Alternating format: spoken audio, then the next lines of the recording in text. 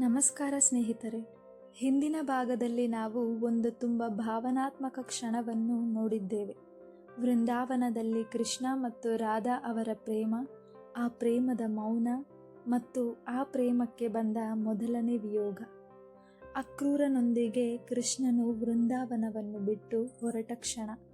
ಅದು ಕೇವಲ ಒಂದು ವಿದಾಯ ಅಲ್ಲ, ಅದು ಒಂದು ಪರಿವರ್ತನೆ.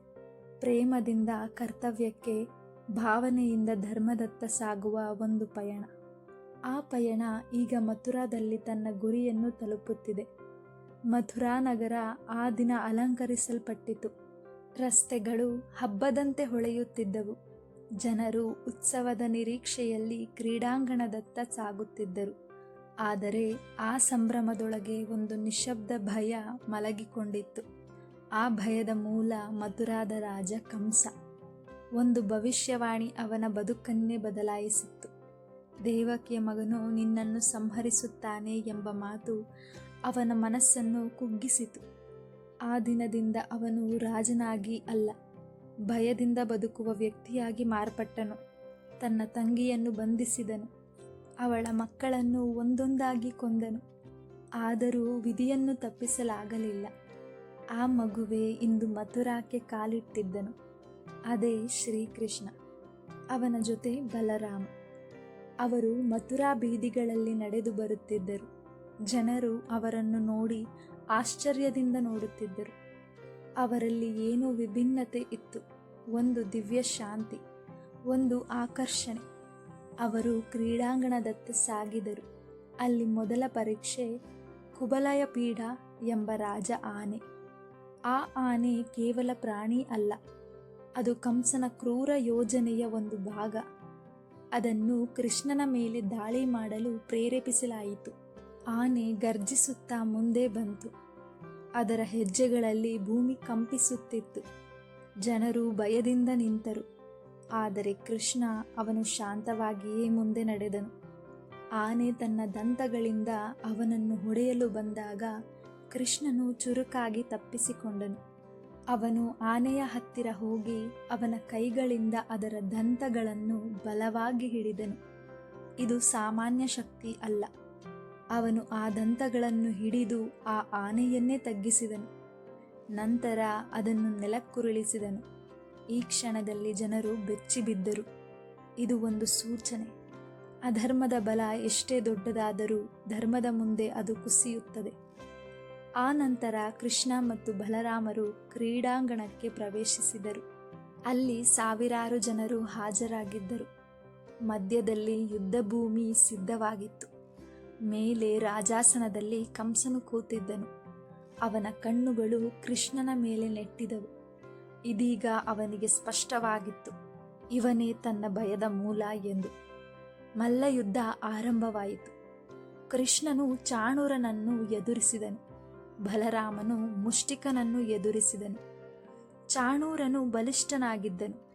ಅವನು ಕೃಷ್ಣನ ಮೇಲೆ ಬಲದಿಂದ ದಾಳಿ ಮಾಡಿದನು. ಆದರೆ ಕೃಷ್ಣನು ಪ್ರತಿಯೊಂದು ಚಲನವಲನವನ್ನು ನಿಯಂತ್ರಿಸುತ್ತಿದ್ದನು. ಅವನು ಕೇವಲ ಹೋರಾಡುತ್ತಿರಲಿಲ್ಲ, ಅವನು ಸಂಪೂರ್ಣ ಸ್ಥಿತಿಯನ್ನು ಹಿಡಿತದಲ್ಲಿಟ್ಟಿದ್ದನು. ಕೊನೆಗೆ ಅವನು ಚಾಣೂರನನ್ನು ಹಿಡಿದು ಬಲದಿಂದ ಎತ್ತಿ ನೆಲಕ್ಕೆ ಬಿಸಾಡಿದನು. ಅವನ ಶಕ್ತಿ ಅಲ್ಲಿ ಅಂತ್ಯವಾಯಿತು. ಅದೇ ಸಮಯದಲ್ಲಿ ಬಲರಾಮನು ಮುಷ್ಟಿಕನನ್ನು ಸೋಲಿಸಿದನು. ಈ ದೃಶ್ಯವನ್ನು ನೋಡಿ ಜನರು ಹರ್ಷಪಟ್ಟರು. ಆದರೆ ಕಂಸ, ಅವನ ಹೃದಯದಲ್ಲಿ ಭಯ ತುದಿಗೆ ತಲುಪಿತ್ತು. ಅವನು ತಕ್ಷಣವೇ ಆದೇಶಿಸಿದನು, ಕೃಷ್ಣ ಮತ್ತು ಬಲರಾಮನನ್ನು ಬಂಧಿಸಲು. ಇಲ್ಲಿಯೇ ಕಥೆಯ ಪ್ರಮುಖ ಕ್ಷಣ ಬರುತ್ತದೆ. ಕೃಷ್ಣನು ಇನ್ನು ಕಾಯಲಿಲ್ಲ. ಅವನು ನೇರವಾಗಿ ಕಂಸನತ್ತ ಓಡಿದನು. ಅವನ ವೇಗ ಅಷ್ಟು ವೇಗವಾಗಿತ್ತು, ಯಾರಿಗೂ ಅರ್ಥವಾಗಲಿಲ್ಲ. ಅವನು ಒಂದು ಕ್ಷಣದಲ್ಲಿ ಹಾರಿಕೊಂಡು ರಾಜಾಸನದ ಮೇಲೆ ಏರಿದನು. ಕಂಸನು ತಡೆಯಲು ಪ್ರಯತ್ನಿಸಿದನು. ಆದರೆ ಇದು ಮಾನವ ಮತ್ತು ದೈವದ ನಡುವಿನ ಕ್ಷಣ. ಕೃಷ್ಣನು ಅವನ ಹತ್ತಿರ ಹೋಗಿ ಅವನ ಕೂದಲನ್ನು ಬಲವಾಗಿ ಹಿಡಿದನು. ಈ ಕ್ಷಣ ಬಹಳ ಮಹತ್ವವಾದದ್ದು. ಇದು ಕೇವಲ ಶಾರೀರಿಕ ಹಿಡಿತ ಅಲ್ಲ, ಅವನ ಅಹಂಕಾರದ ಮೇಲೆ ಹಿಡಿತ. ಅವನು ಕಂಸನನ್ನು ಸಿಂಹಾಸನದಿಂದ ಕೆಳಕ್ಕೆ ಎಳೆದನು. ಕಂಸನು ನೆಲಕ್ಕೆ ಬಿದ್ದನು. ಅವನು ಮತ್ತೆ ಎದ್ದು ಹೋರಾಡಲು ಪ್ರಯತ್ನಿಸಿದ್ದನು.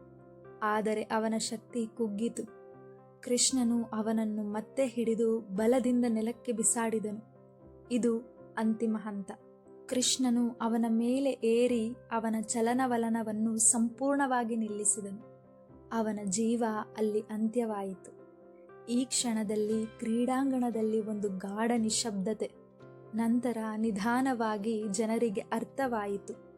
ಅವರು ವರ್ಷಗಳಿಂದ ಅನುಭವಿಸುತ್ತಿದ್ದ ಭಯ ಇಂದು ಅಂತ್ಯವಾಯಿತು. ಕಂಸನ ಸಂಹಾರ, ಅಧರ್ಮದ ಅಂತ್ಯ. ಕೃಷ್ಣನು ನಂತರ ತನ್ನ ತಾಯ್ತಂದೆಯರನ್ನು ಬಿಡುಗಡೆ ಮಾಡಿದನು. ಆ ಕ್ಷಣದಲ್ಲಿ ಅವನು ಕೇವಲ ಒಂದು ರಾಜನನ್ನು ಸೋಲಿಸಲಿಲ್ಲ, ಅವನು ಒಂದು ಯುಗವನ್ನು ಮುಗಿಸಿದನು. ಸ್ನೇಹಿತರೆ, ಈ ಕತೆ ನಮಗೆ ಹೇಳುವುದೇನೆಂದರೆ, ಭಯದಿಂದ ಹುಟ್ಟಿದ ಶಕ್ತಿ ಎಂದಿಗೂ ಸ್ಥಿರವಾಗಿರುವುದಿಲ್ಲ. ಅಹಂಕಾರ ಎಷ್ಟೇ ದೊಡ್ಡದಾದರೂ ಅದು ಒಂದು ಕ್ಷಣದಲ್ಲಿ ಕುಸಿಯುತ್ತದೆ. ಆದರೆ ಧರ್ಮ ಶಾಂತವಾಗಿದ್ದರೂ ಕೊನೆಗೆ ಅದು ಜಯಶಾಲಿಯಾಗುತ್ತದೆ. ಧನ್ಯವಾದಗಳು ಸ್ನೇಹಿತರೆ. ಇವತ್ತಿನ ಕತೆ ನಿಮಗೆ ಇಷ್ಟವಾಗಿದ್ದಲ್ಲಿ ಲೈಕ್, ಶೇರ್ ಹಾಗೂ ಸಬ್ಸ್ಕ್ರೈಬ್ ಮಾಡಿ.